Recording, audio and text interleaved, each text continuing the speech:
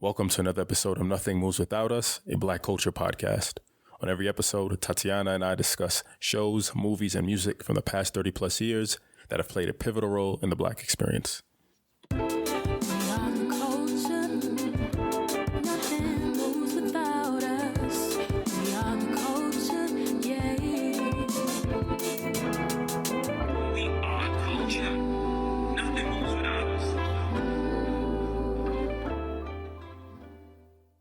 Hey everybody, welcome back.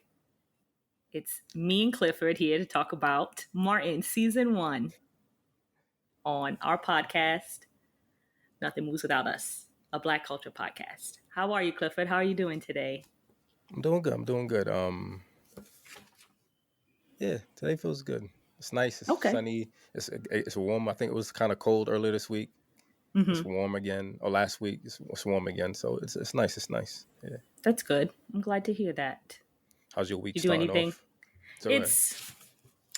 How's my week starting off? It's not bad. It could be worse. I had a very decent commute. So if you have a good commute in the beginning of the week, you know your week's not going to be that bad. The little things in New York, right? Exactly. I'm going to DC at the end of the week with our friend Hayne. I'm excited about that. But yeah, it's a good start to the week. My annoyance level is very, very low. So that's good. Usually it's like a 98. Today's at like a 10. So that's good. Feeling good. I look forward to see if it manifests throughout the show today. The annoyance, like if it gets higher. Yeah, no! Am I annoying her right now? No. I look forward to seeing if it happens. It could happen. Because you said it's on a 10. Maybe it's never been on a 10. So this might be our first interaction where you're like pre-annoyed and might just press a button today. So I look forward to seeing it if it happens. Okay, all right, good. I think I use all of my annoyance for the weekend. So now I'm at a 10. Hopefully by 9 o'clock, 10 o'clock, it'll be at a 3. That's and good. Tomorrow you wake up refreshed at 0, right? Refreshed at probably 4. Yeah, right. But that's okay. It's better than 98. I feel like if you wake up with one level, if someone wakes up with one level of annoyance, mm-hmm. that they just don't, they must be annoyed by themselves also, right? Like, of course. Right? Yeah. Like you're the root cause of everything. I am the cause of all my problems. I know that for sure. Right. But I'll probably just be annoyed. Yeah. I'll probably just be annoyed because it'll be like one of those things where I'm like, all right, let me go to bed early. And then I won't go to bed early. And then when the alarm clock goes off, I'll go, I just need 10 more minutes. And then I'll be annoyed at myself for that. But hopefully, I'm breaking the cycle tomorrow. Let's hope so. But right now I'm feeling real good. That's good. I hope on the other side, I hope the show helps elevate the experience for you, right? It better. So I know you wanted to talk about unionizing. We've been brought up unionizing, and I've been seeing more videos on TikTok like once a week, which is dope. Yeah. But you have a bit more to share. Let me know. Yes. So recently I was scrolling through Twitter, as I do, and I noticed, I read in the news that Trader Joe's employees are unionizing at the Brooklyn location and the Union Square location, which is fantastic news for workers.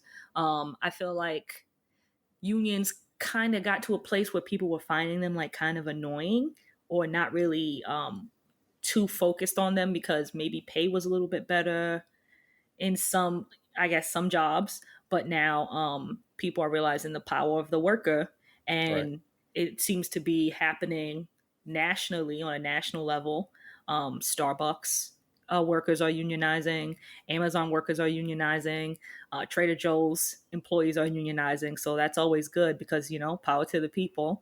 So it's really interesting to see people collaborating and creating community. I think that's awesome. That's absolutely. Yeah.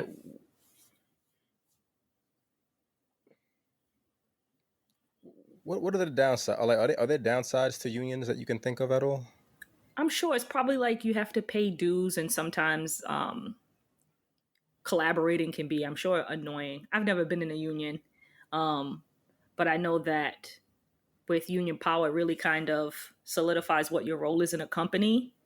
Right. It'll, better health insurance, getting paid better paid better money for, overtime and more PTO, and you know just gives the workers a chance to say no to things that they don't want to do.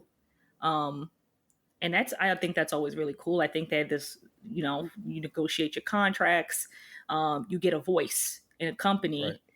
So I think that's always a plus. I know there are downsides. I don't know all the downsides, but I know like you have to pay union dues a lot of the time if you have like a union representative.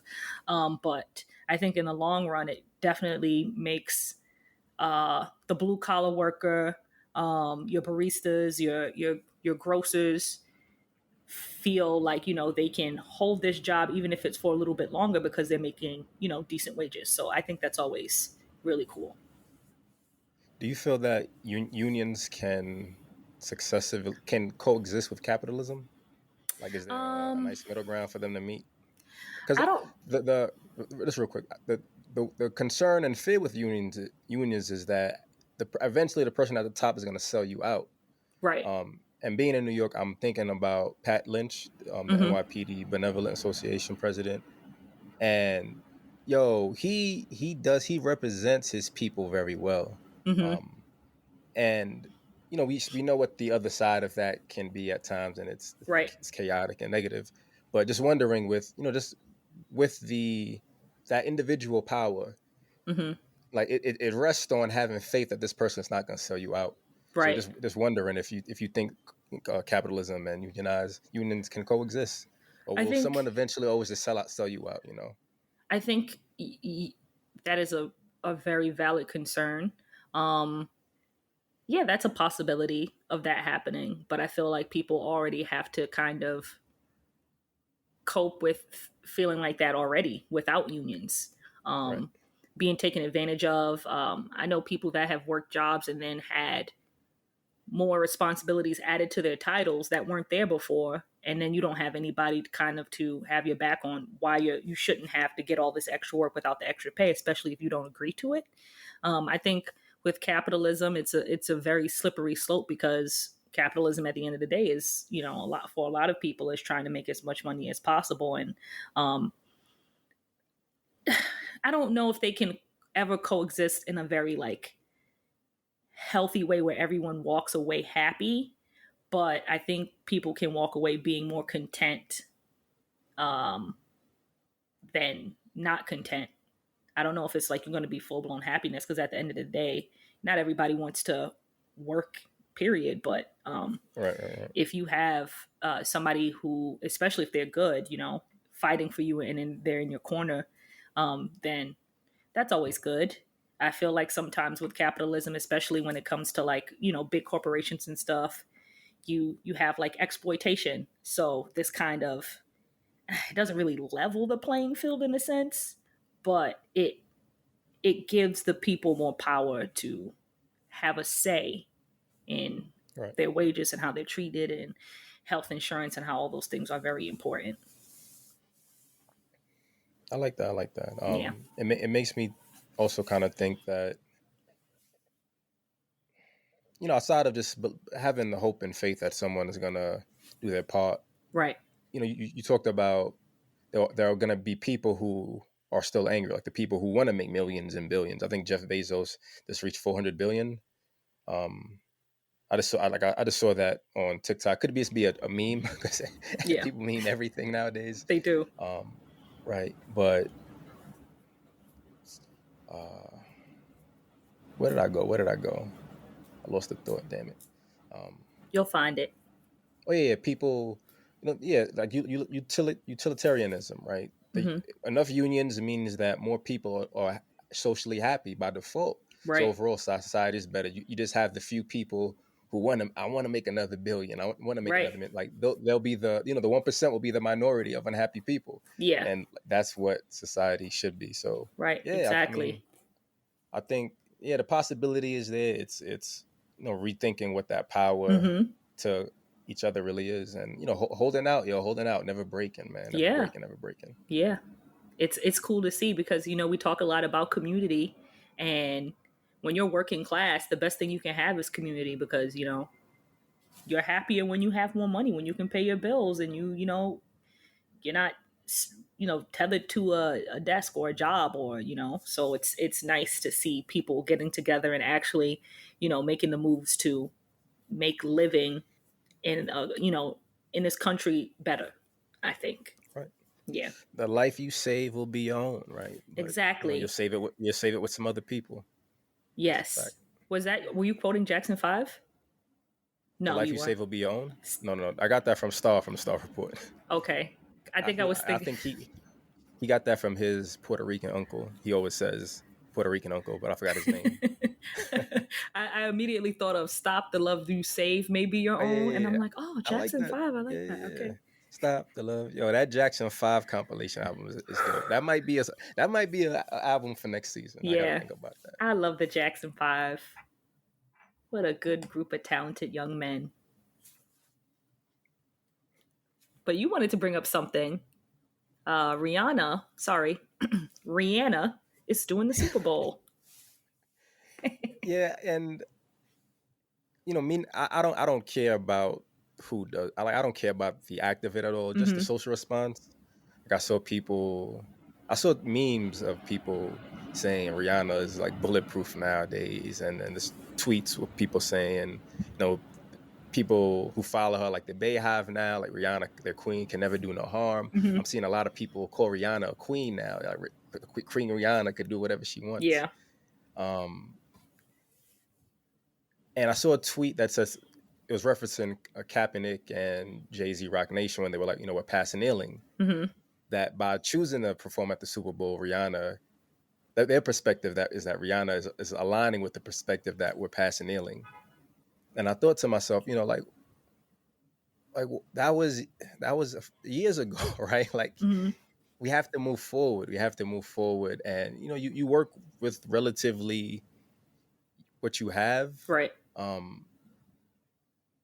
But like the language, the elevation of Rihanna, people breaking free, like being artists and being true to themselves Hmm. and breaking free from the social stigma, the Right. industry stigma, and all of that, and just doing you, and just looking at it as another divide, right? Yeah. Like it feels like now every time a prominent black person is in a position of power, the choice they make further divides them from another part of blackness, because we just harper on these things for so long, Hmm. like the Jay-Z Twitter space thing. Yeah. um yeah, just I don't know, just worrying about people being stuck in the past and knowing how the past is just like the end all of growth and birth. Right. And like you say, you always feel sad about the black experience when you come on here. Yeah. um and this in that moment of time is being like, damn, like I feel like we lost someone. I said, damn, someone else who doesn't get it, right? Yeah. Like I feel like we lost a creative mind who had potential to add more to the experience, Right. but now it's just, yeah, the limits. I like, people do always have a lot to say when it comes to that stuff, but it never surprises me. Like when they were like, Rihanna's doing a Super Bowl, I was like, okay, like she's a millionaire. Why wouldn't she do the Super Bowl? Like, billionaire, right? Billionaire. So it's like Yeah, never yeah. surprising to me, because it's just like, whatever. These people are business people. They're trying to make as much money as possible. So nothing is ever surprising to me. Like, I don't really give a shit that much. Like, I'm sure it'll be a good show to a lot of people because people love Rihanna, but All right. she's a billionaire who, like, it's a concert. Who gives a shit? I don't even watch Right. football. I hope I don't turn any football fans away from listening to the podcast, which I doubt, but I don't give a shit about that. Yeah, I don't watch anymore either. That the cabinet incident was like fuck all this for me. Yeah, On definitely. both ends, on their part, absolutely. Yeah. But also on like black individualism, because he took a check at the end of the day, and more like we say, you gotta do what you gotta do to survive. I know you take the check, I get it, but he's not the union leader. He's not a union leader because he took the check, and everything's hush. Um, yeah, yeah, yeah. I And love also, football. like, at the Yeah, end of the day, like, Colin Kaepernick still wanted to play football. They just wouldn't let him because of that, which is in itself is really, really fucked up. I don't know if you can hear the music in the background. Yeah, I hear it. It's all right. It's life. It's all I live in right. the Bronx. It's all, it's all right. It's all right. I feel like what's her name? Ice Spice. What's that new You rapper? thought I was feeling you? Yeah, when she's like, we both from the Bronx. I know we both dirty, so you just tell people from the Bronx, and they understand the Bronx is dirty, so they don't hold nothing So past I you. know that That's you're just dirty. How dare you say that, Ice Spice? That's crazy. It's funny as hell, but oh it's man, crazy. yeah, But yeah, like, I don't know. Like, I still don't see how people, watch football like as intensely as they do, but like people love the sport. People, yeah. whatever. Love The distraction. distraction. 24/7 sport Yeah. for what? For what? No idea, man. People love the NFL, so go Cowboys. I Right. don't know. We all have our things. Yeah, everyone has their It's all right. things. It's under capitalism, you gotta have your things. You just do. What would your 24/7 thing be, before we start the show officially? Like if What would I your watch something for 24/7 thing be? 24/7. Yeah, like if some people have football, some people have food, some people have weed. Like there's something. What's your hit? What's your everyday hit? Oh man, I love Say by the Bell. I know that it's just Clifford, you don't even I understand. wasn't expecting that. I I don't wasn't think expecting anybody that. was. I love Say by the Bell. Like I could. It doesn't matter what kind of mood I'm in. I could just sit down and watch that show and just pick it apart and just. I love it. I don't know. I could watch that all day long. It even got to the point where at some point they did a Say by the Bell musical.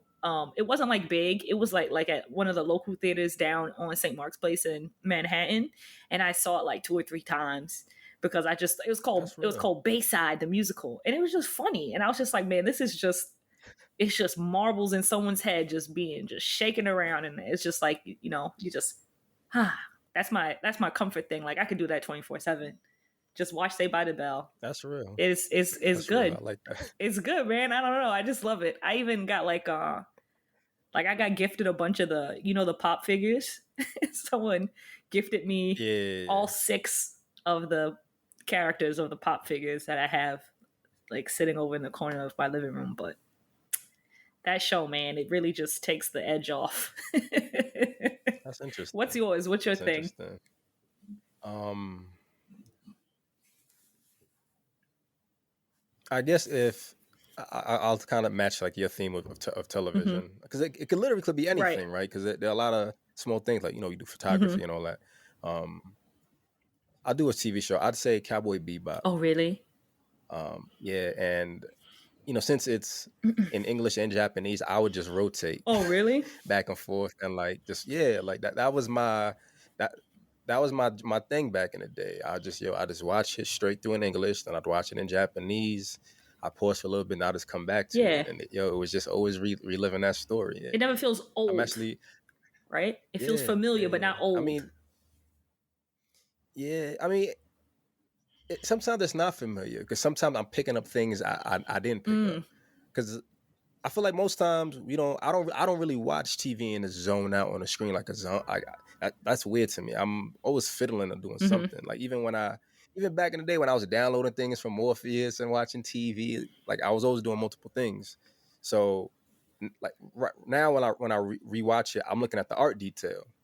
And I think it's part of like finding my own passions in life, like being into photography more and being more subjective. So looking at the artistry, the detail, and all the small things. Every rewatch is like a new Yeah. experience. In the past, it was just for Mm-hmm. comfort. It was just like I just need this. I just need this sad ass story in my fucking life right now. I never seen Cowboy Bebop.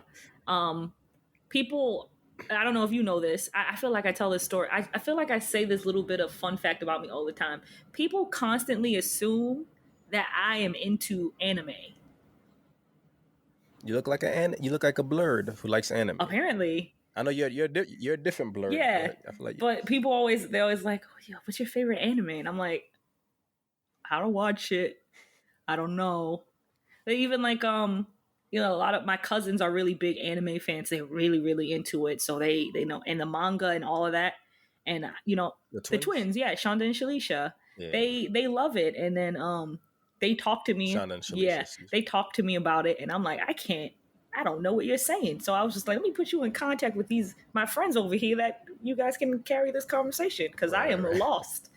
But yeah, That's cool though. I didn't know that you liked Cowboy Bebop, but I've heard good things about it, so maybe I'll check it out. Yeah, it's in my top, definitely top. No, it's in my top 5 shows of Oh all wow. time. Like that's my shit right there. It changed my life for the worse, but also the better eventually. I'm going through the better, but it's really changed my life for the worse at one For point. the worst? Why the worst? Yeah, we talk about it another Okay, time. We talk about okay, it. It's it's in my memoir. okay, It's coming up in my okay. Got memoir. it. Reaching toward your light, microdosing on life to self heal from your 3 trauma triggers. Reachingtowardyourlight.com. It's coming up Oh, there. okay, cool, cool. I can't wait to read it. I want to know all about this. It's an audio book. It's an audio book. It's more real, Okay, so it feels more got it, frame. got it. I can't wait to Yeah, listen to this. I appreciate it. Martin, you so crazy. You so crazy, boy. Martin. Oh I love man, Martin. Let me give some background on Martin, even though I feel like everybody would know the background on Martin. You know, never assume. Never assume. Just talk your talk shit. my shit. Okay, so Martin is created by Martin Lawrence and John Bowman and Topper Carew. It aired from 1992 to 1997. We got 5 seasons, 132 episodes of this hilarious ass show. One of my favorite shows of all time because Martin Lawrence, to me, I think, is a comedic genius. I don't know if he's underappreciated, but I don't know if people really. This show holds up, is what I'm trying to say. I think he's underappreciated. I agree with that. Yeah, Yeah. he's just comedic gold. Like he's such a ridiculous person on this show. Martin Payne is such a ridiculous character. But And he his is characters are all ridiculous characters. all of them. White Bob, Shanae, Gina. all of them.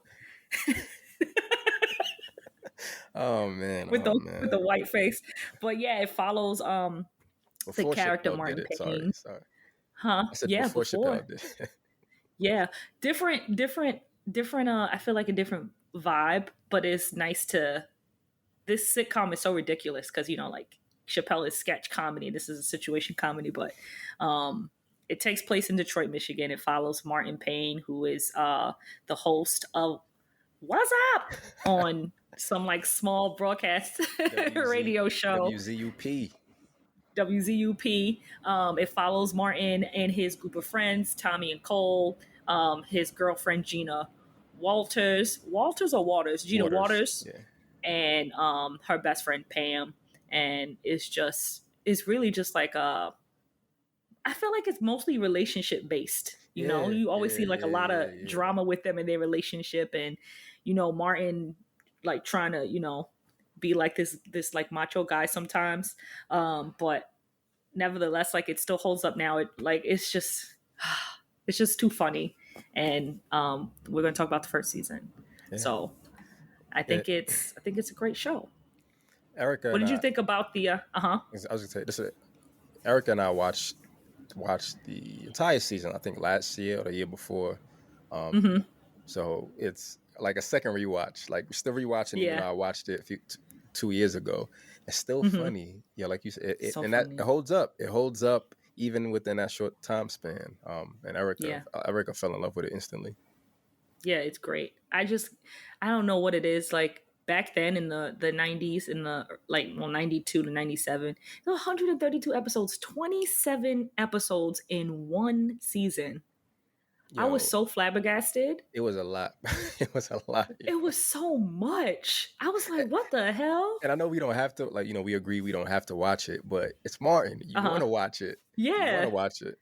Exactly. But I think because I watched it on HBO Max, and I was like, all right, let me see how many episodes there are. I'm sure it's probably like 20, maybe 19, because Rock was about like 22, 23 episodes, and then it was like 27 episodes. I was like, oh shit, this is insane. But I watched them all. Right.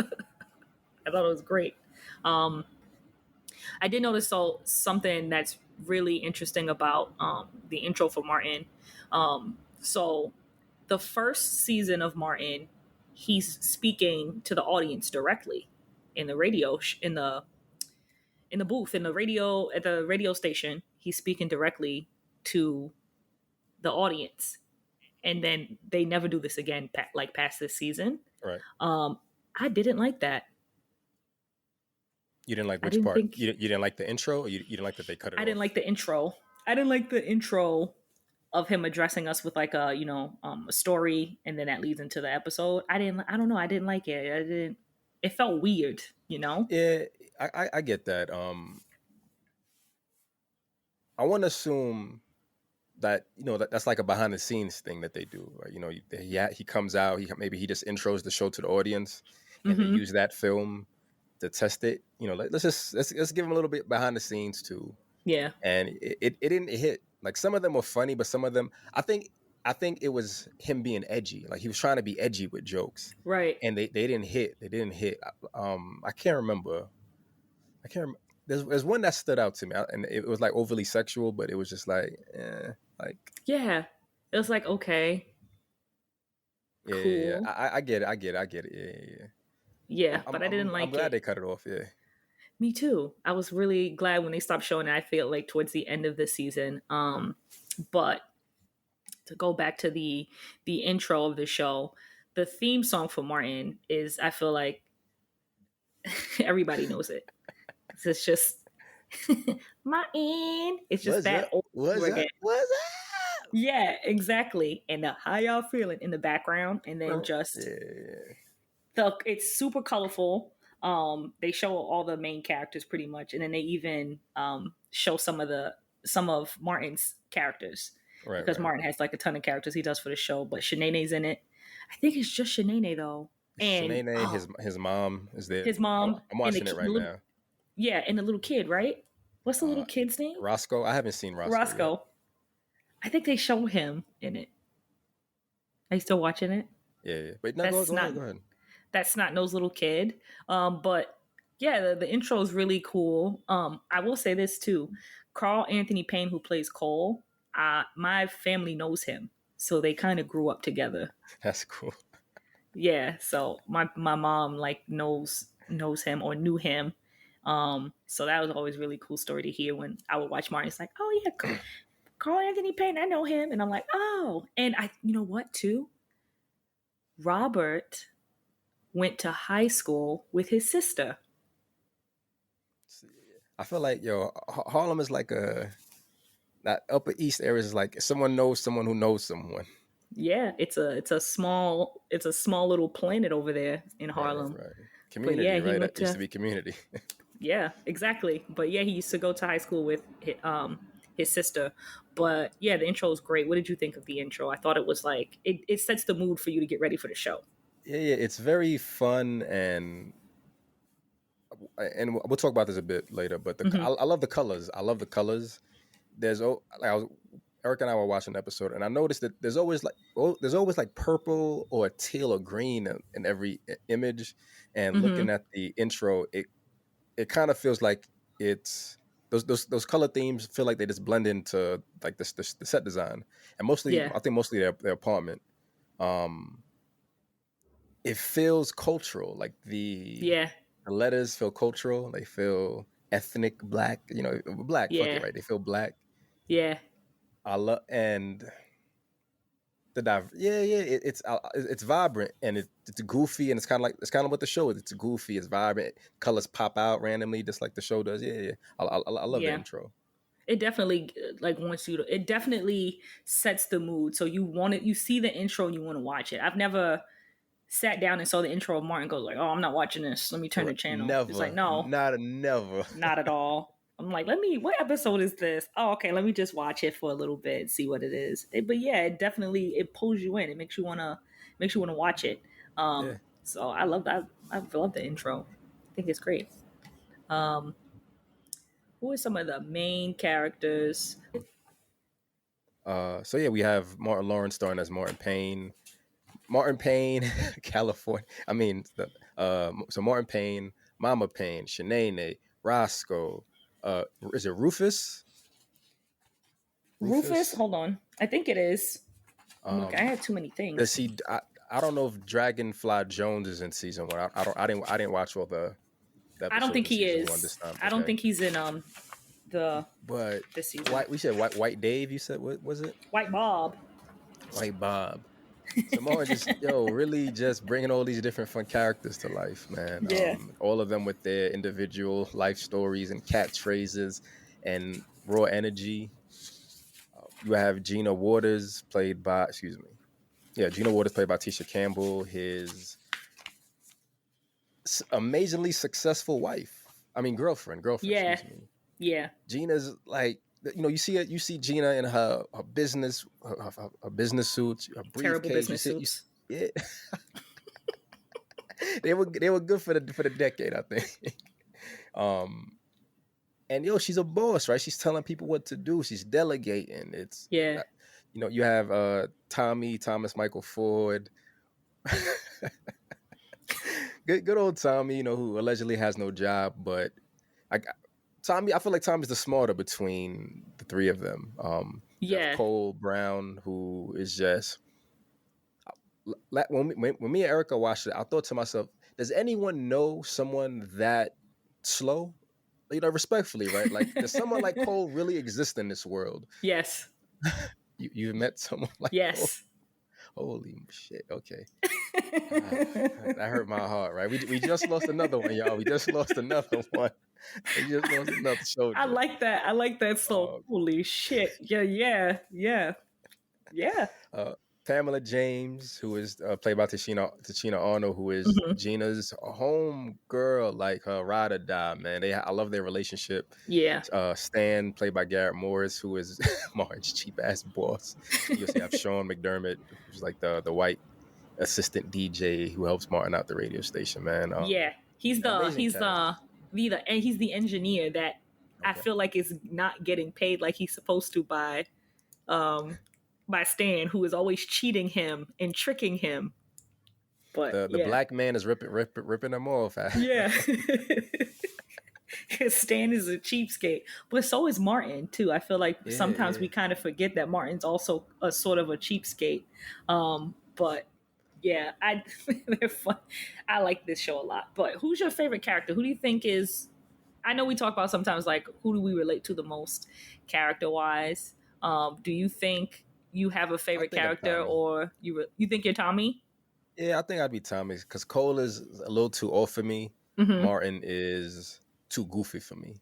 Yeah, Tommy's more neutral. He goes back and forth. He ain't got a job. I feel like I ain't got a job. Like I fuck with that. In terms of female, I guess in terms of female, I like Pam a lot. I really like Pam a lot. Yeah, I think growing up, naturally, I was geared toward Gina because she's the female protagonist and that's the love interest, and Pam and Martin were always headbutting. Yeah, but like growing up, I love Pam's demeanor. I love that she stands up for herself, her confidence. Yeah. She has some agginess to her, but overall, I really love her character and what it represents. I also feel like she's the best. She's like one of the best dressed. Yeah, yo. Pam didn't miss, man. I kept saying in my mind when you were talking about Zaria from Parenthood, you said Zaria was dressing to the 9. Yeah. I saw Pam. I was like, Pam dressing to the 9. Yeah. Same voice.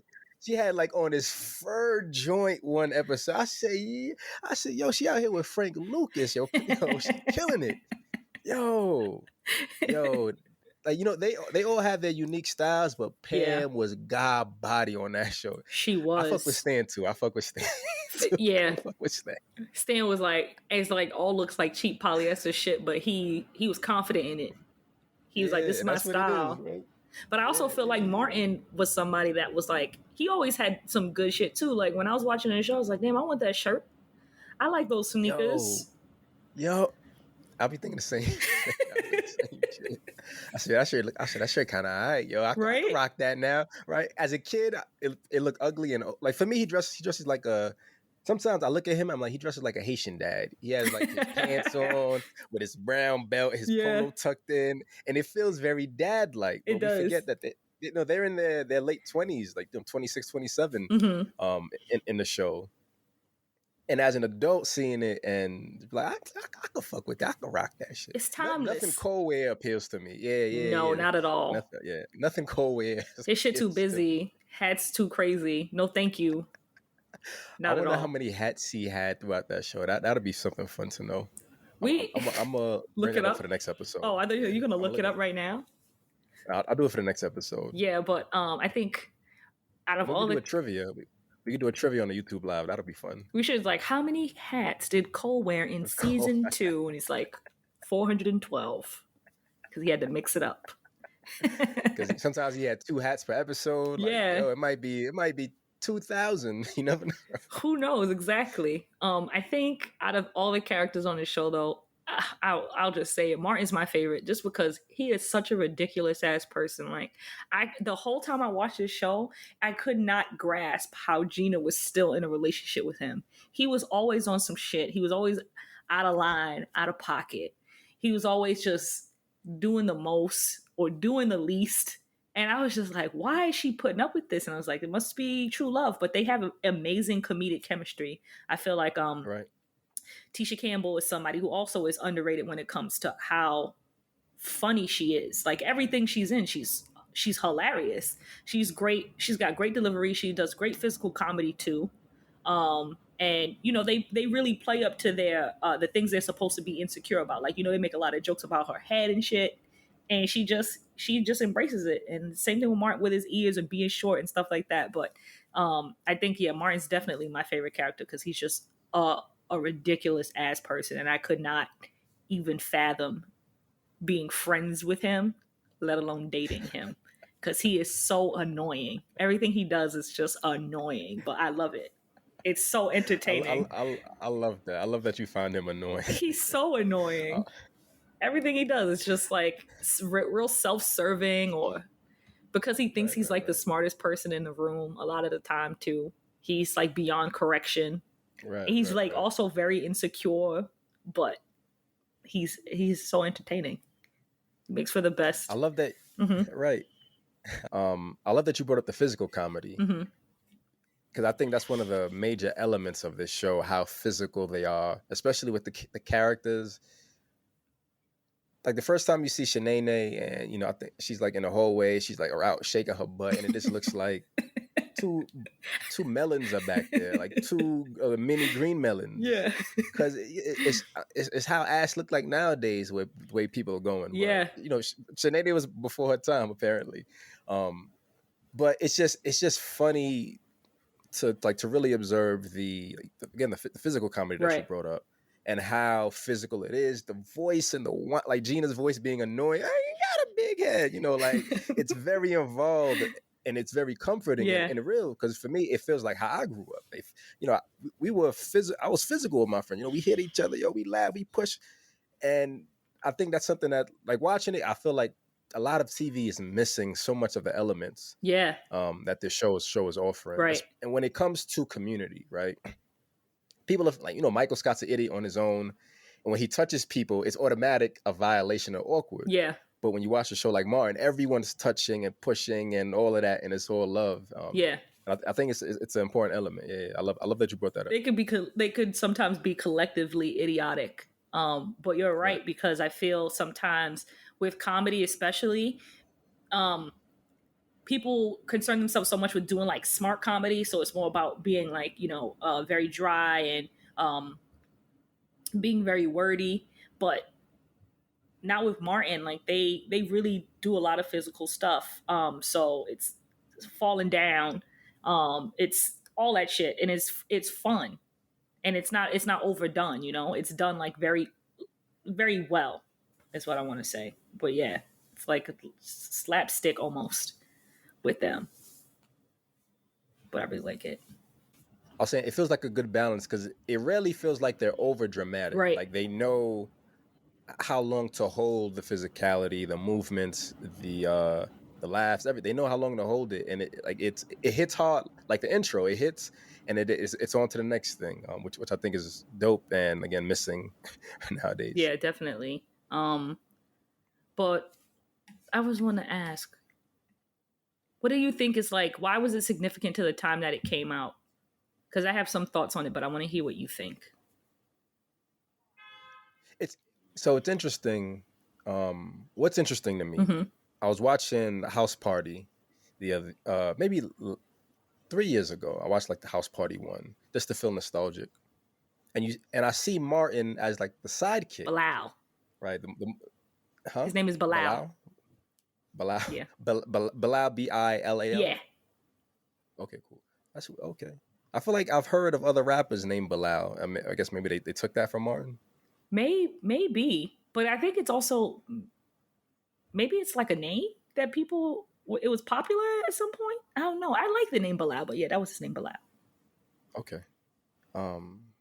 Yeah, I guess it is popular. I'm seeing a few Bilals. I feel like I've only heard of him being a second Bilal. But anyway, I see him as the sidekick, and then Kid and Play had House Party 1, 2, 3, and then 4, and then whatever other new ones they made.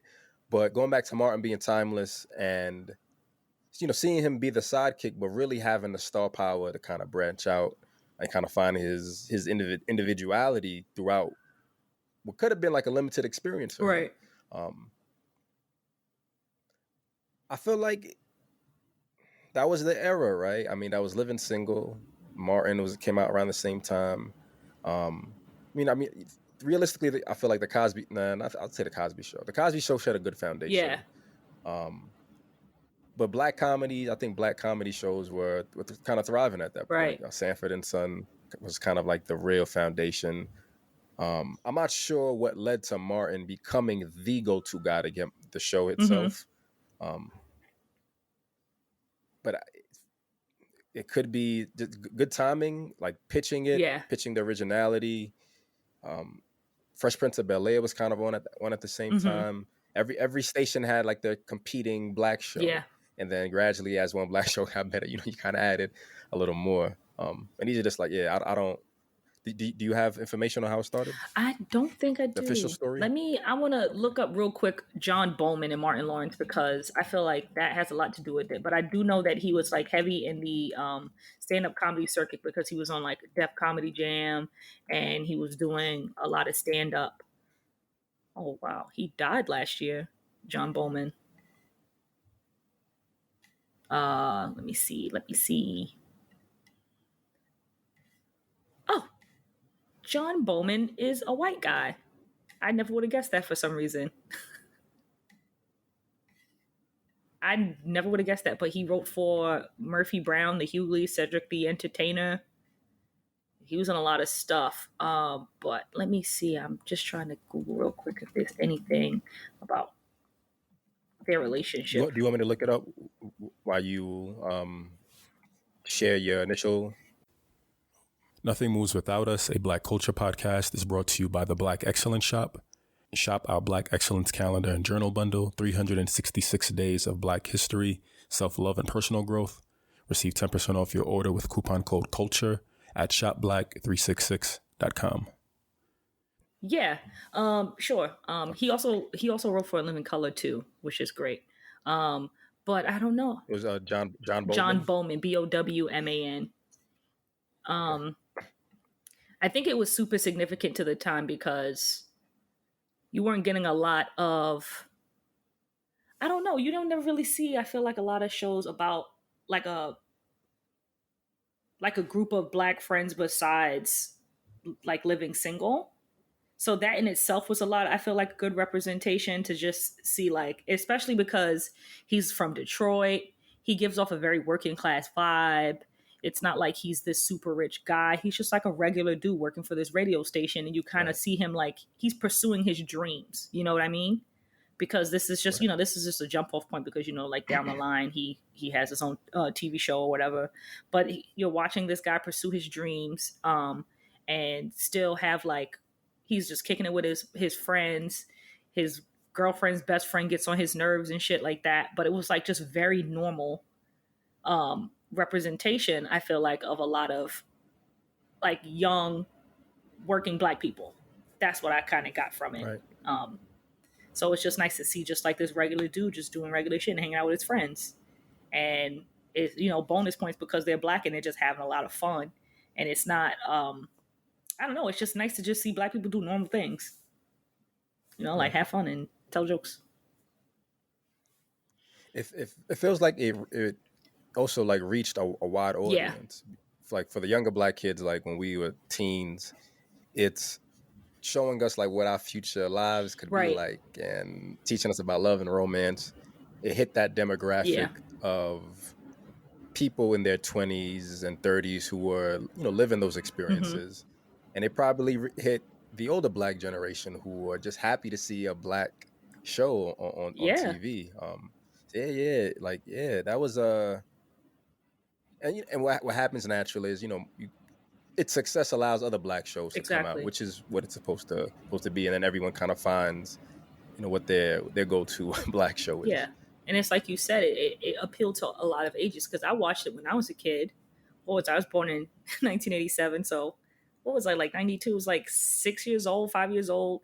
And like comfortable enough for me to sit and watch it without really picking up on like the adult content of it all, Right, and right, still having fun with it because Martin is dressed like Shanae. Now Martin is dressed like Rufus and he's White Bob, and you're just laughing because that is funny in itself, And then you can watch it. Your parents are watching it too, and they're laughing because my parents were around the right. same age as Martin and Gina and them, and watching it. So you're just kind of like, all right, cool. Like we can all watch this as a family. We probably shouldn't have, I guess, but it was still, it was still fun to watch at any age. And now, watching it at my age now is even funnier than it was when I was a kid because I understand it. So I definitely think that it was like in that way it was significant because it was bringing families together, Clifford. Yeah. It Yeah. really was. And thinking about being a kid, a lot of things went over our Mm-hmm. head. I feel like the narrative is usually that the TV poisons your Right. brain, but all the sex stuff kind of went over my head as a kid. I didn't care about any Right. of that. I cared about the Yeah. jokes. Um, I wonder if that's more unique to the Black experience. Um, I don't know. I don't know because I feel like when did Friends come out? I feel like people that watch Friends probably feel the same way if they watch it as kids. Because I know a lot of people that love true, true, Friends as true. like a kid, so it had that like appeal of everybody wanted to watch it because everybody thought it was cool. Came out in '94. It's probably, yeah, Yeah. because it came out after Living Single. Yeah. Um, What a yeah, coincidence, right? but kind of like yeah, yeah, absolutely. Kind of like you said, it. I lost it again. Never mind. The only quote I have about Martin talking about John Bowman is from movieweb.com. John understood my Hmm. vision. There wasn't anything too big or small that could face him, which made working together a great experience. That's all. That's really cool. That's the most quote I could find. Yeah. I think I like that now that because I didn't know John Bowman was white, but I think I like that too because sometimes it takes somebody outside of our experience, outside of to advocate for us, Right. to believe in us, especially when it comes to like bigwigs and stuff like that. So for him to be so involved in like not just Martin, but in Living Single and like Cedric the Entertainer's show when he had a show, like that's cool because you don't see really like a white handprint on these shows when you watch them. Right. He gave them like that creative control to be like, hey, listen, if this is what you want to do, I support it. And then he did it. And that's cool. I love that you brought that up. On TikTok, someone was posting about white allyship, Hmm. which I don't believe in it, and I'm glad like you brought this up. Right, this Yeah. show, white allyship doesn't really exist. Like, I don't really believe in racial allyship. Right, like you should look out Hmm. for your group, and other people. You just do business with them, and it elevates your experience. Right. Right. John Bowman, he had the connections, he had the resources, maybe he had some capital, whatever, to elevate, a Black man show, and like not having ego, not like being like really looking to elevate the experience is knowing that Right. I have like I, nothing I say matters unless it's related to like the marketing, right? Right. Like you do what you do. I'm just gonna get it in front of as many eyes as possible, Yeah. and that's white allyship, white businessship.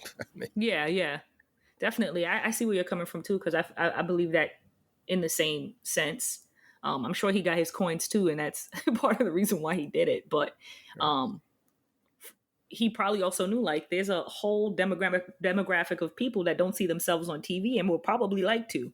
And then He's like, he isn't living single, and he is Martin. And then we're like, yay, which is still cool, But yeah, I think that's thanks, John Bowman. Rest in peace, I guess. Yeah, salute. Thanks, man. I guess. He was unsure because he white. You were like, I don't know if I feel like No. Thanks for Martin, but you still white. Nah, he's cool, people. I think that's really cool because he also wrote for he wrote for Saturday Night Live. Oh, did I say In Living Color before? Or did I say Living Single? I think you said Living Single, but it's in Living Color. Okay, I thought it was Living Single. I also saw. Oh, maybe it was both. Fresh Prince of Bel-Air and another show. Yeah, I think he had his hand in a lot of things. Yeah, he was just like, let's get these blacks on TV. Much appreciated, John Bowman. Let's get these blacks on TV. Yeah. Let's see. How did you feel about the videography? I feel like it was very the videography, the cinematography of it. I feel like it was very straightforward. It was shot like a sitcom. Yeah, I think Eric and I were watching maybe 2 nights ago, and I was saying every show today kind of feels like it's either documentary style or it's being narrated. Yeah, and it feels very bland. Abbott Elementary is a dope show, but it's still a documentary style, which The Office did it. We get it. We get it. You're important. It's okay. But I love the energy of the audience. So like, including the videography, the energy of the audience. There was a scene where this woman hollered for dear life out of laughter. Hollered for dear life. And I rewatched it because it was just so funny. But they stay in character. Yeah, they try to. They probably do it. Yeah, they do a lot of takes. We get the outtakes, which is something else that's dope. Earlier, I mentioned the color, and like next time for the next episode, I want you to focus a little bit more on the colors and let me know if it pops out to you the way it did to me. Green just felt very ever present. Green felt very ever present in the clothes. There was an episode where Cole had like this orange outfit on, and in the backdrop you see the fridge, which is like a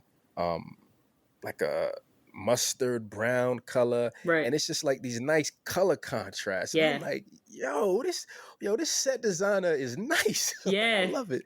Yeah, and yeah, it feels raw. Like I said, the audience energy adds on to the rawness. The flow of it, the laughter, like when the scenes cut, everything, it's edited beautifully. So like the videography, the color dynamics, and the way the crowd feels, like the crowd makes you feel like you're part of the experience, because there aren't many times where the crowd laughs and I don't laugh. Right. Like this shit knows its audience.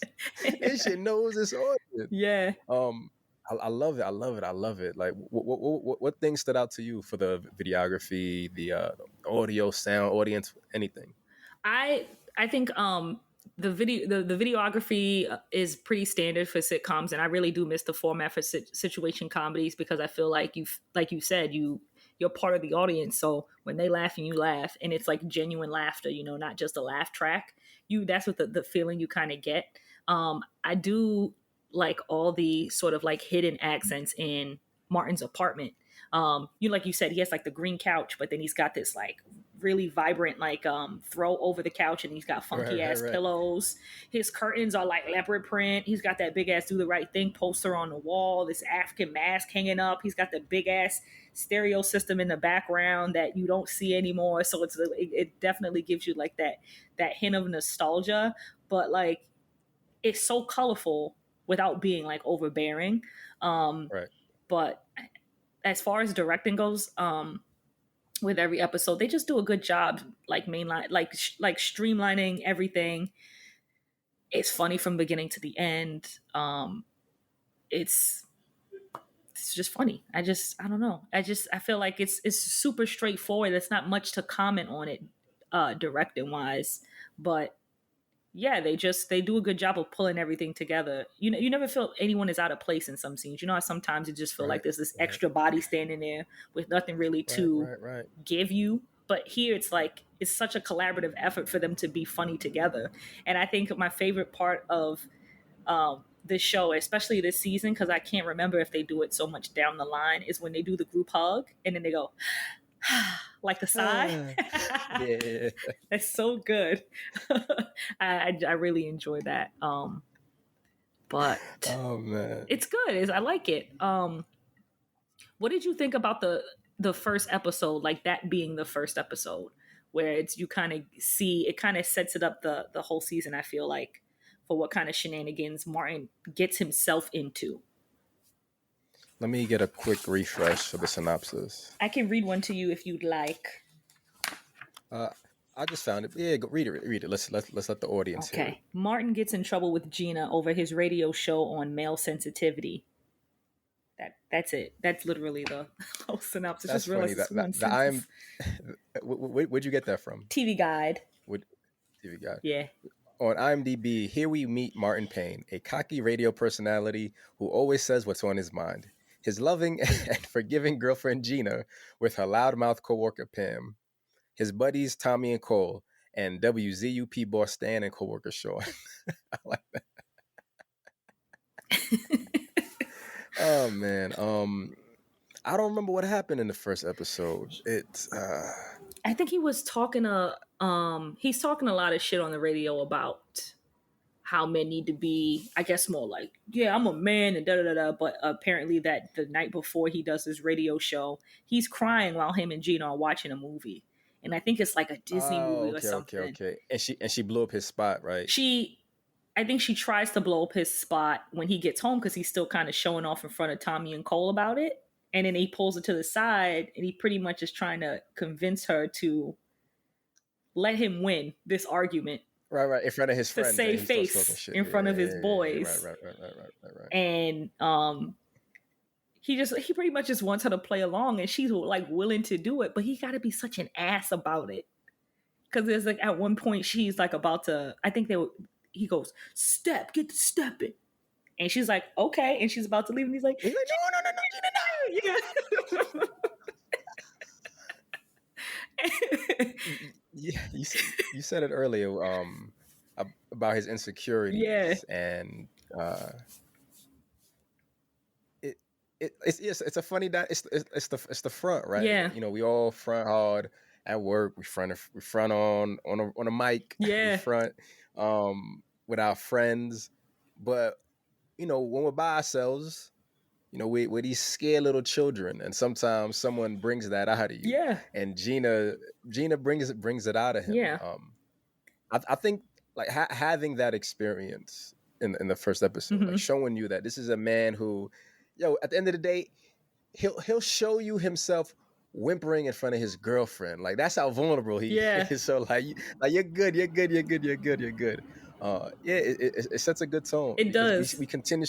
We continuously see it throughout the show. Yeah. Like going back to him being initially when we were talking about it, I was thinking of Homer Simpson, and like I stopped watching The Simpsons because Homer's just dumb, and Marge always forgives him, and I'm like, why don't she leave him? Like, what are you doing? This show is trash. But to be fair, Martin and Gina, it's sort of the same way. It's like the base of I don't believe in unconditional love. I believe in like one condition. At least you have to have one condition for yourself. Yeah. And I think like they represent having that one condition. They go through everything and anything together. They ready to fight for each other. The episode where I know you asked me about episode 1, but I can't lock onto it. Are you about to go into with Miss Trinidad? Miss Trinidad, his elementary school teacher who he goes back to see, she puts the move on him. She's like it's okay. I don't mind being a second woman. Gina comes. He's like, he did it. She lied. He did it. He didn't even tell me. He didn't even tell me he had a girlfriend. That next day, Martin's like, yo, you got to do what's right. You got to tell the truth. And Miss Trinidad's all up on him again. And Gina just shows up in the background. The crowd screams, with the Vaseline. And Gina, yo, the Vaseline, the box and sneaks, taking her earrings off. and I don't remember ever seeing that growing up as a kid. Like I don't ever I've never seen a black girl or woman do all of that to fight. You that scrap what you got. Have you like has anyone experienced that? Like where does that idea come from? Where you need Vaseline? Well, I know you need Vaseline, but the act of I'm gonna get my Vaseline, I'm gonna get my this, I'm gonna get my that, I'm gonna do all Oh, I that. definitely seen that Like shit before. okay, I just saw scrap. I just saw scrap. That's what I saw. I definitely seen that shit before. Brooklyn girls are different. Brooklyn girls Yeah. just scrap. I think that's what it is. I grew up in Harlem, and I went to Frederick Douglass Academy. I told you this before, and it was kind of like a little bit of like a pompous ass school, I guess, for that area. So yeah, there was a lot of fights with like different high schools and stuff. So yeah, I definitely seen girls ready to fight, like with it, like hair scarves, making sure that they, put their hair in a low ponytail. Like I've got some cousins that'll square up, so I definitely seen that shit before. That is not. I was like, when she pulled out the sneakers and I saw Vaseline, I was like, oh, she gonna beat this woman's ass. She gonna beat this third grade pervert teacher's ass right now. But yeah, I've seen that before. Like it's That's common. interesting, yo. So real quick, to anyone who listens, go to the YouTube video for this and drop a comment and let me know what city you're from and if the girls, the black women, the black teens in your neighborhood used to do Vaseline and square up, or if they just went at it and Yeah, boxed. man. I really want to know like how. I really want to know like the demographics of where that happened to where it does it. I'm just You didn't interested now see any of the because I scheduled never. fights? You never seen one of the scheduled fights where it's like, meet me outside at 2:45. I'm gonna beat your ass. I feel like in Brooklyn, I feel like girls just square up. I don't feel like they do all. I don't feel like they do all that. I don't feel like they do all It's like that. you got to I test don't know. fourth period. You can't square up. You got to get that test done. Fighting's for after school. Nah, nah, that's not my experience. That's not my. That's my. And maybe I'm misrepresenting Brooklyn right Uh now, huh. but I've never had that experience in Brooklyn. It's always been like now. Yeah. It's always been now. Unless and like well for me, if you didn't do it then, like I'm not doing it now. Like you had your Oh opportunity. yeah. Like I had a situation like that. I've So definitely seen people be like, "We'll take this. I'll see you outside later." Like I've definitely seen that where it's like we're not gonna fight right. We're gonna wait till we get to the schoolyard or some shit like that. So it's like scheduling them. You know. So let me put in my Google right. calendar. I'm gonna beat your ass later. Get my Google calendar. I got 10 minutes to go, teacher. You better You hurry hear up. the I alarm got go some ass off, to like, whoop. oh, snooze the alarm. I got 10 minutes before I gotta go beat this girl's ass. But let me ask you something. What was like? I know you talked about that episode with Black. It's which is Let me uh jump in huh. real quick with a Yeah. question. Let me jump in real quick. How did you feel about the relationships between the group? So at the group, they do the group ha. So like we Uh have huh. that, but the relationship between Tommy, Cole, and Martin, the relationship between Tommy and Pam, and they're intermingling Right. relationships, right? Because they all intermingle with each other and have great relationships or like similar relationships. Tommy always gets joked on by Martin and Uh huh. Gina. Cole gets joked on by Yeah. everybody. Pam gets joked on by Yeah. Martin, and Gina gets joked on by Martin Yeah. And mostly. I think. sometimes Pam.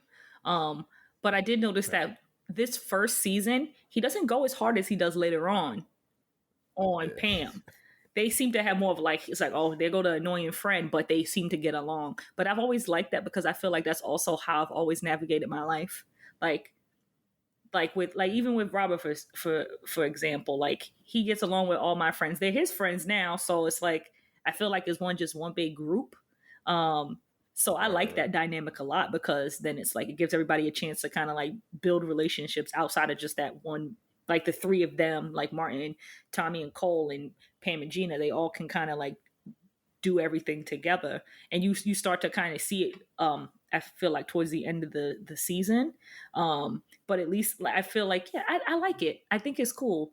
I think I would probably like to have seen more more shenanigans with Gina and Cole because Like she's just be like, I think Gina will beat Cole ass. I feel like Gina's at what'd you say, at level 10 annoyance? I feel like that's Gina with Cole. Cause she be ready to just break him off real quick. She got rage because toward they him. be like, Cole, you so stupid, like all the time, like poor Cole. But I feel like I would have seen, especially the episode when um Cole is living with Martin and Gina for a little bit. Oh my And he god, just is a ridiculous ass person. Is like, sounds like you need to go grocery shopping. And she just looking at him like, I would have beat your ass. I wanted to see more of them, but I definitely like the dynamic between all of them yeah, because they're all friends. Because like they even do the hug together, like right, all of right. them. So it was nice to see. I think at one point you see Martin, Cole, and Tommy do it, and then all five of them do it. And I'm like, oh, look at them, they're all friends. They get on each other's nerves, but they're friends. Right, right. So I And like that's that. just what it is. That's what friendship is. Yeah. I wrote down the word brotherhood Hmm. because the three of them have like a real deep brotherhood. And I talked Yeah. about the demographics as a kid watching that. You Hmm. think that's what your experience is gonna be, but it doesn't. That's not what it really becomes. Like I feel like for everyone, realistically, it's rare to have like a 3-person group that's known each other since high school. I feel like Yeah. at this point in life, it's but you talked about Robert and his friends. Your friends are his friends now, Right. and I was thinking about on TV we always see that the male spouses friends, the female partners friends usually become the male partners like main friends. They like I see y'all more than I see my other friends at times. Um, I see everyone like once a year, once every 6 months, Hmm. but it's just the energy. Like like Yeah. y'all as a friend group want to see each other more, be around. Like Yeah. me and most of my friends just all masculine energy shit. Like I see you when I see you, bro. Like it's so like it don't Yeah. matter. But y'all Yeah. y'all want to be together and share energy. So We're a chummy bunch. I like that, yeah, chummy bunch. Uh, so yeah, I love the brotherhood aspect of it. Yeah. I love Pam and Gina's relationship. Hmm. It kind of felt like Pam. Uh, I know, like eventually, I feel like Pam kind of gets stuck and typecast under Gina. I feel when it Hmm. comes to like her life, that's one thing I didn't like between their friendship and relationship. But Pam never hates on Gina at the end of the day. Yeah. Like no one ever hates on each other. It's all just Yeah. like we It's just joke about it, jokes. and yeah, yeah, yeah, Yeah. yeah. It's just jokes. But I think it's like, it's also like the joke they do with Pam is that she never has a man. But it's never like mean that they like go at her about it. But yeah, like I don't know. I just, this, just them as a unit, and like even the term brotherhood with the three friends is always cool because there are episodes too where they kind of butt heads, and Martin has to deal with the repercussions of because what is it, the one episode where he gets on the radio and he starts telling all their secrets and shit. He tells Right. Tommy and Cole secrets and they're mad at him about it. And it's like, yo, why would you do this? We're friends. Like you supposed to respect us, and the only way to kind of get back in their good graces is for him to reveal his deepest, darkest secret, which is he tried to have sex with Shanae. Right. Right. Right. Right. Oh my god. And like that was how he apologized. And I Yeah. feel like I was like, yeah, man, you could tell, like, even that, you could tell they've been friends for a long time because that would have been the only way it would have made up for what he did. But that shit was funny. And then you hear Shanae like, I didn't know, Martin. You could I come didn't over, know. Martin. Oh man, man, man, man. How do you feel about him dressing as a woman? There's it's a common conversation when it comes to Mhm. black men in Hollywood Yeah. dressing as women. How do you feel about that? When it comes to Martin, I mean, everything I feel like you got to kind of do with a grain of salt, but you also get the representation of actual black women on the show, so it didn't really bother me that much. But also, it's not like he was just doing Shanae. He had Jerome, Rufus. He had Roscoe. It was like a bunch of different characters he had created, so it doesn't really bother me as much because it's not like a lot of like low blow stuff. It's just like a weird Right. character. I don't know. I'm not really that offended by it. Because you Okay. have the representation that I needed. for the Black women on the show. And it's Right. like also very obvious that it's just Martin Lawrence doing like the weirdest shit possible. Like even that in itself, the fact that Martin Lawrence is on this show and he has these developed characters on the show that are actively beefing with Gina and Pam is just funny. Like there's no way I It can is. just be mad at that shit because it's like it's so ridiculous. But I think that's one of the things about the show that really stands out is like he's just doing all these character actors on the show. And I Yeah. like that a lot. But I think Shanae is hilarious, and she's not the representation of a Black woman. It's Martin Lawrence as Shanae. We have Gina, Yeah. we have Pam, and they're good, great, solid characters. And yeah, I don't whatever Shanae. I don't Cool. feel I any way love that. about I it. love that. Yeah. Yeah, I love that. Yeah. That's dope. That's dope. yeah. I also wanted to ask you, what did you think about the breakup episodes if you got to rewatch them? And that's when Yeah. they got into the fight because Martin was being Martin, but also Gina was being Gina.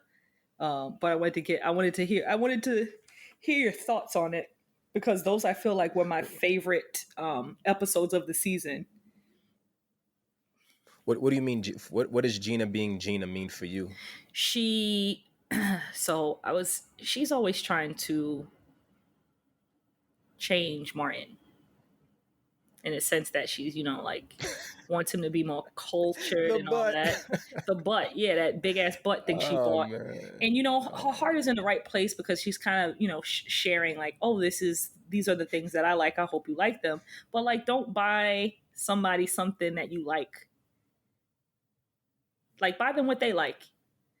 So Right. Like don't buy me a bowling ball if only you go bowling. Like we yeah, ain't never gonna go exactly. together. Like, We never oh, did before. I got you Y'all this. go there? Yeah, I got you this bowling ball because I like bowling. So now you can come with me bowling. Like, why would you do that to me? That is ridiculous.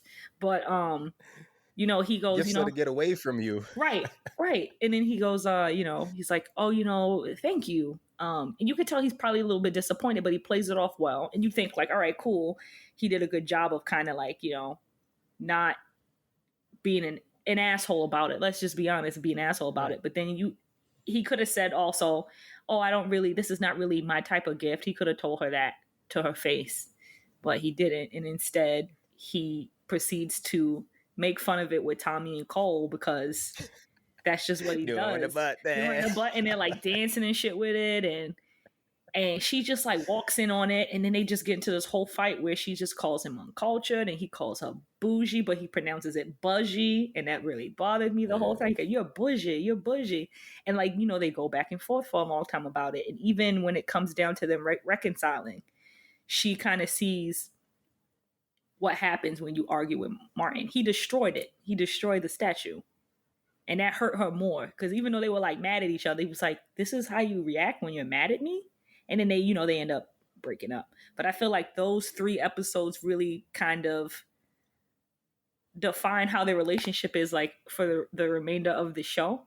I think they're my 3 favorite episodes because there's a lot of conflict. It's still funny, and they had like a sort of serious tone to it too. They did the comedy, they did the tragedy. So I wanted to know how you felt about the episodes and how do you like just in general feel about the dynamic between Martin and Gina. Do you think they're like a good fit? Do you think they're like ridiculous that they were together, or did you like appreciate their differences?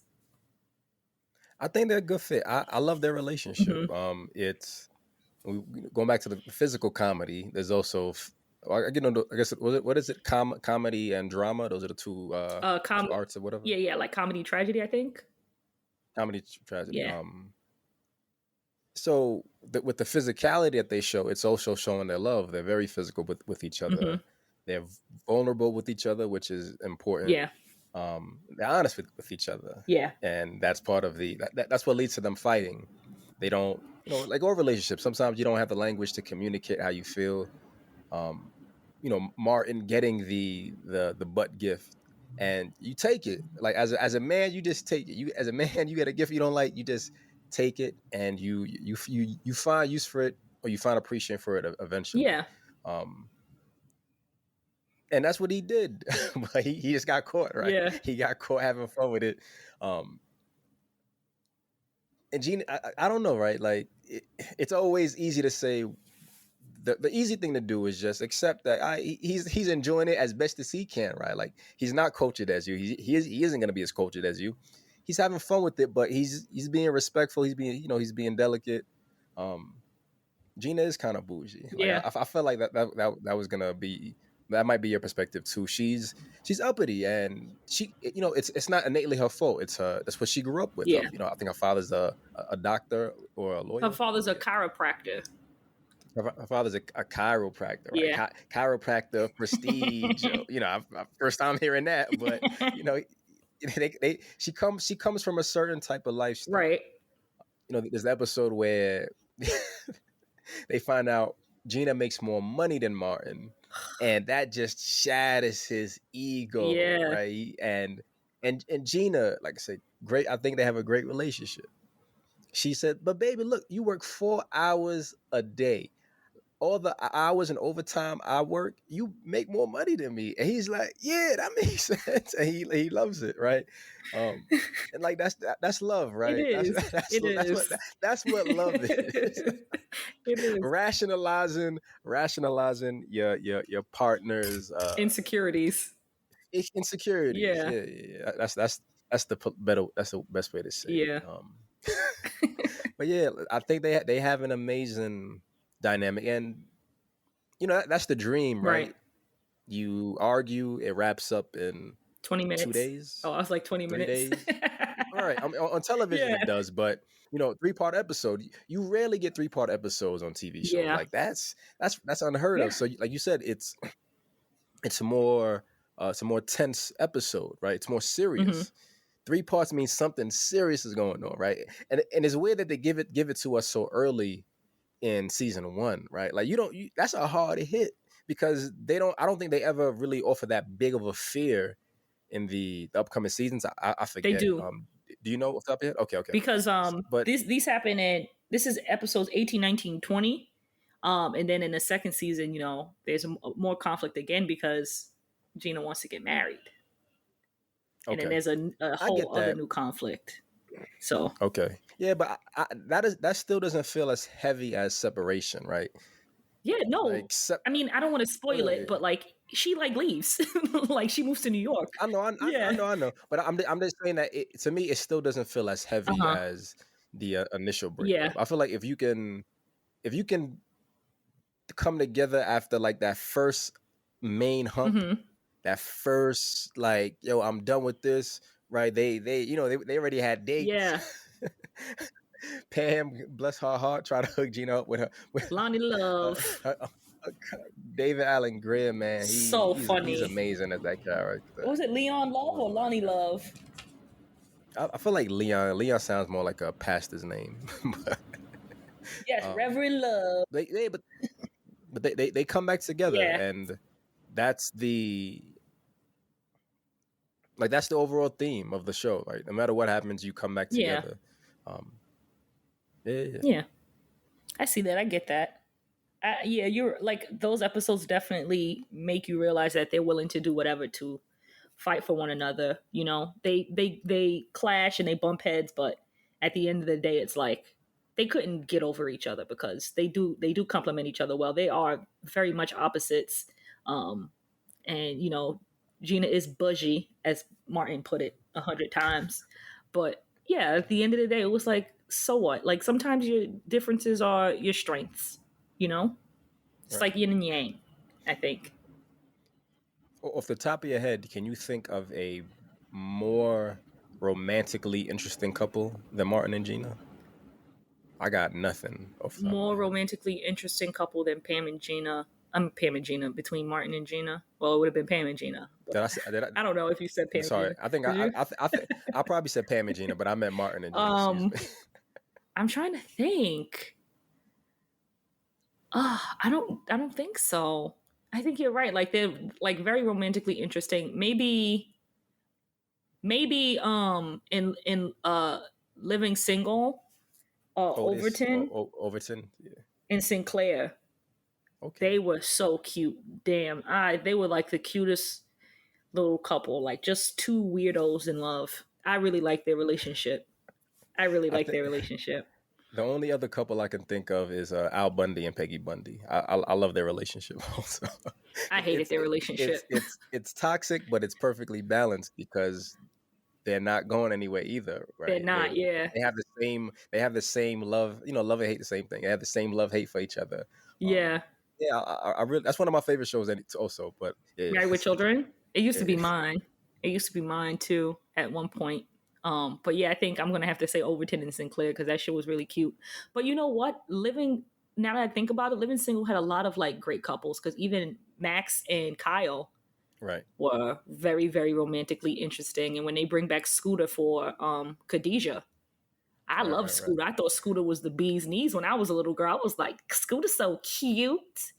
And he like Khadijah and Queen Latifah's so pretty. So I definitely was like obsessed with that show and their coupling. But yeah, I think Martin and Gina are up there for like very romantically interesting couples because they're polar opposites, but it works. It's so weird too because he's kind of he's kind of chauvinistic in a sense because he's like, I'm a man and I should make more money and da da da da da, and like Gina's this, like you said, she's this boss. And she's in marketing. She has an assistant. She makes her own money. She has her own place. She makes her own rules. And then he meets her and he's like so enamored with that. And it's like the same thing for her. It doesn't make Right. sense, but it works. And it makes for great comedy. They live in his dusty ass apartment. Yeah, she no, she had the she she better she apartment. she could live in a penthouse. Her apartment was refined, yo. Her That shit was apartment was nice. refined. Martin It's just a- got Martin is like a teenager apartment mixed with like someone who loves African culture and art, yeah, like that weird perfect age in the 20s for that. Yeah, yeah, exactly. And she had that nice ass apartment. She had that swinging door for her kitchen. He didn't have no door for his kitchen. yo, his appliances, the color of the kitchen is wild. The color of the kitchen is wild. It Like is. orange and purple and green. Like it's just like vomit colors, yo. Just like Yeah, vomit. it was kind of raggedy there, but I see why they picked that apartment over, Gina's because it's got Yeah, more character. It just yeah, makes more yeah. sense. Absolutely.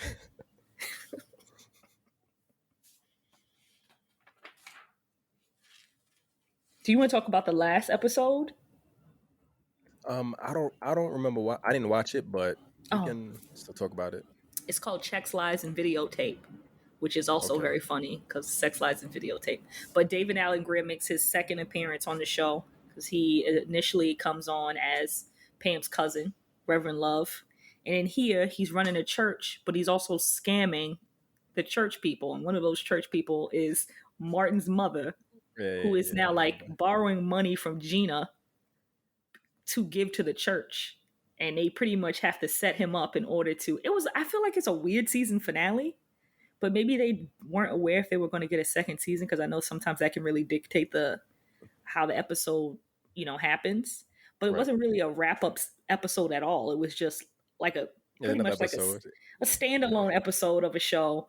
But it was pretty funny because they confront him in the church, and you get to see more of the physical comedy because Mama Payne is dancing up and down the aisles of the church, Doing backflips, screaming, yo. doing that weird yell. She's like, ah! So it's really good.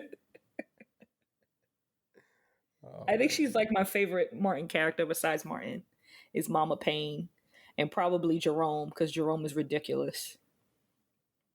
What's the matter? You can't call nobody. You can't call nobody. When he asked the I, guy in the bar for a dollar, he's like, "Where's my dollar you borrowed?" You're in a nightclub asking for a dollar somebody borrowed from you. That is ridiculous. those characters all have like really unique personalities, They man. I do. love that. They all have like good catchphrases. Hmm. I think Shanae is my favorite just because she's the most dramatic. She gets I like her tension between Martin and Gina, right? Because she's like their third, Yeah. like it's Martin, Tommy, and Cole, and Shanae is kind of like the third main female character. Forever, Um, Sinead. with her and Kid from Kid and Play, I love yeah, Kid and Play. yeah. Um, I didn't like Roscoe was kind of annoying to me. Roscoe's a security Jerome, guard, right? sorry, not yeah. I Who's the one like with the, him. who's the kid with the nose, the booger nose? Booger That's who I meant. Nose. What's the Booger Nose kid's name? Oh, I think Booger Nose kid is Roscoe. Otis is the security guard. Otis, Yeah. okay. Oh, Otis. Yeah. I didn't like Roscoe that much. I liked Otis just because he's what security guards are nowadays, right? They just be doing too much Way for too no reason. much. Yeah, Otis was ahead of his time. He's a prodigy, right? People doing too much. People doing too much. Yeah. Way too much. And he was getting his ass kicked too. But actually, I think there's at least one episode from this season he doesn't get his ass kicked, but I feel like later down the line he just keeps getting his ass kicked. Because I do remember like there at least one scene where he punches a guy in the face and the guy goes down, and then like that's the end of it. But they made it more like silly later on. It's more funnier to see a security guard get beat up than it is to see a security guard beat people up. Like it is. It's true. You know, the joke is that you're fake authority, so right. I'm gonna wash you up like that. Right. Yeah, they got it. And you're taking his job too seriously. And he had the high water pants. His glasses was like 6 inches thick, barely on his face. It's ridiculous. Any standout episodes for you that we didn't talk about? Let's see. Standout episodes. Let me just take a quick look at my notes. But it was definitely the breakup episodes. Those were like you did mention that. My favorite ones. But 27 episodes. My God. The Forever Shanae episode is good with Kid because she wins the concert and he's like disgusted, but still does it because he wants to keep his word. And she starts singing. Right. You see the inside of Shanae's apartment for the first time, and it's dope. She literally has a neon sign that says "Forever Shanae," which is hilarious. I don't think I've ever noticed that. I have to rewatch. I don't think I've ever noticed that.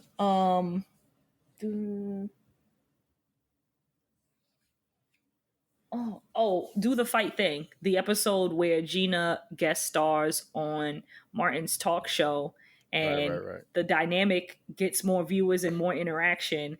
And Stan absolutely loves it. And he's like, we got to get her back on the show. And Martin is so pissed about it. He's like, oh, no, this is my show. Gina gets over enthusiastic. Of course, she starts overthinking it. She's writing down these corny ass jokes and shit. It's just bad. And then the only way Martin could think to like let her know, well, he tells her pretty much up front, I don't want you to do the show. Like, this is my show. This is my thing. But she's just like, why not? You don't want me to be a star? And instead of like, I don't know, he tried to get his point across, but it didn't work. He ends up sabotaging her by just not being involved. He's like, oh, my throat, and then leaves her by herself to fend for herself. And she's just getting called names. Every time she picks up a call, she doesn't know what to do. She just kind of like, this is messed up. But that would have been a good reason for her to break up with him. Not about the butt thing, not about the butt statue, but you think that's a good reason to break up? Hell yeah, I think that's a good reason. You just like I get that he didn't like it. I mean, that was a good reason for him to break up with her too. He could have been like, you know what, you're not respecting what I'm asking of you, because to her, she didn't. You zero tolerance out here. You want some zero tolerance? Ain't no second chances. No, but Gina's like. He lets her humiliate herself on the radio. That's just crazy. That's just crazy. That was like a school special. You was like, ain't no second chances. Like, don't do drugs, kids. But yeah, like, I don't know. I feel like I would have broke up with Martin after that. But she learned her lesson. She didn't do that shit again. But she just looked so sad. You respect each other's place of business. Right, exactly. You know, I'm not going to, stick my nose in your business if you say to me, I don't want that. And I'm like, no, I'm going to do it anyway. Right. That's rude. Right. Can't be rude. Yeah, absolutely. Yeah, but that's one of the stick out episodes for me. What are some of your favorite episodes from the first season, or if you have any? I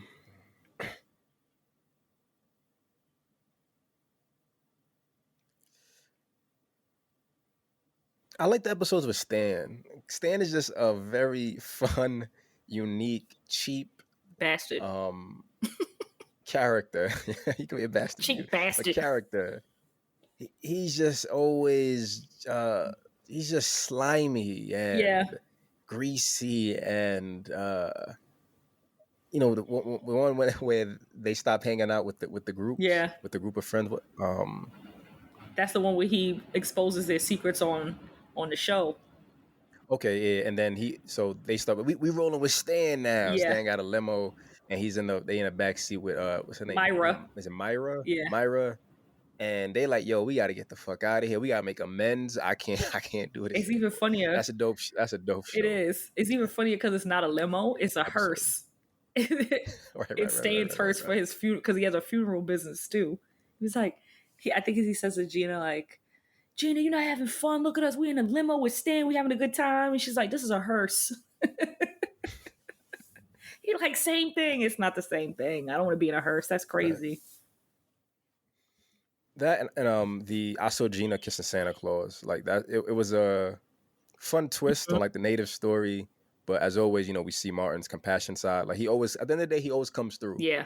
No matter how hard-headed and how much he makes jokes, he comes through at the end of the day. Yeah. And that's a great episode for that. It definitely is. I also like a lot about that episode that a lot of sitcoms did too, was that he's telling the story of like this nativity scene, and he is Joseph and Gina is Mary, and all of their friends are the characters. And it's just so funny because I always wonder why they do that, but it's because it's funny. There's no real reason besides that it is hilarious. Yeah. But yeah, that's a good episode too. What's his name? Not Stan. I forget his name. The radio guy. Oh yeah. Why gotta work something? I can never remember his name either. Is it Bill? I keep saying Stan. It's not Stan. It's Bob. Not Bob. Not White Bob. Sean. And he plays like the hotel keeper. And it's Gina and Martin. They're black. They're trying to have baby Jesus, and he's like, "Oh, like no vacancy, like no vacancy. We're booked." And then they walk away. A white couple come up, and they're like, "Yeah, we got a room for you." That's why Jesus was born in a barnyard because of racism. Like that's the story. That's hilarious. Always finding new ways to add a little extra twist to new stories. Right? A little spice, I love that. Yeah. Right. Oh, I also wanted to add this because I know, because I know I brought up Saved by the Bell too, but Lark Voorhees is on this. She's in Breakup Part 2 and 3, I believe. Her and from her and Martin Lawrence were engaged at one point, so that's probably why she was on the show. Interesting, isn't it? Trying to get his baby a job. Yeah, he's like, I got my baby a job since Saved by the Bell ended. Trying to replace Gina. Gina was like, nope, I ain't having that. I'm glad though, because that could have went that way, especially when you have a 3-part breakup episode. It could have went that way. Right. It could have been like, you know what, let's bring Lark Voorhees on and she's the new girlfriend. But I did mention, because when we were watching it, I said to Robert, it would have been nice to see a dynamic with another girlfriend. If he had like another girlfriend at some point, seeing how they interact versus how he interacts with Gina. Because I feel like the chemistry between Martin Lawrence and Tisha Campbell was so good. I would have liked to see what it would have looked like if he had a different partner. That's tough to imagine. It is. It's tough to imagine. Because even when he went on that date with Lark Voorhees, it still felt tense, right? Yeah. Like even when she said, "You go, boy," and Gina was like, "What?" Mom was like, "That's just something that we say. Don't worry about it." And even listen to her say it, like, nah, like it didn't work. It didn't. When it only works when Gina says it because she has that pitch and voice. You go, boy. Yeah, you're right. Yeah. There's no. I don't think there could ever be a second bet. It would never fit. It would never. It wouldn't. Yeah, but it was. It was them right. Yeah, it would have been cool to see though.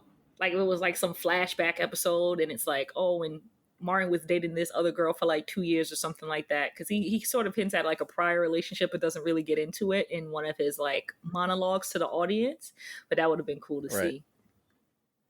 Maybe Gina's like his first real girlfriend. Yeah, definitely. You think about how insecure he is, fake braggadocio, fake bravado. Right. Maybe this is like his first relation. We see him cowering and feel like, maybe don't got it. Yeah. Maybe this is like his first time, like really finding his soulmate. Yeah. And definitely, they got it right. They got it right instantly. It was definitely like his first like true love. You could tell. Yeah. Their chemistry is incredible. I don't know, you know, I'm glad that they've reconciled too, like the two actors. Yeah. I'm excited to kind of talk about that and watch the reunion episode. Yeah, that'll be fun to get over. All right. And anything else before we wrap up? No, I don't have anything. All right. This is a great show, a long show. I feel like the next episode might even be 2 hours, because certain things need to be talked out for like long ass periods of time. And Martin is one of those. Yo, there's so many layers. There's so much to pull from. Like we've made a bunch of references of like what's relevant today, and before it's time. So yeah, excited to go through this a bit more again. I'm gonna try to watch every episode, probably not. Yeah, I don't know if you're gonna be able to get all through. What? Because it would be 2 through 4, right? I'd have to dedicate my entire life for the next 2 weeks to this show, man. Can't do it. Can't do it. Oh, rest in peace, Thomas Michael Ford. We didn't say that. I wanted to say that. Rest in peace, Thomas Michael Ford. Yeah, salute. Yeah. That's it for today. I hope you guys enjoyed. Stay safe, stay black. Peace. Thanks for listening. You can find us on YouTube for bi-weekly club discussions at Nothing Moves Without Us. Please follow our TikTok and Instagram at A Black Culture Podcast. And you can watch podcast episodes on YouTube at Nothing Moves Without Us, A Black Culture Podcast.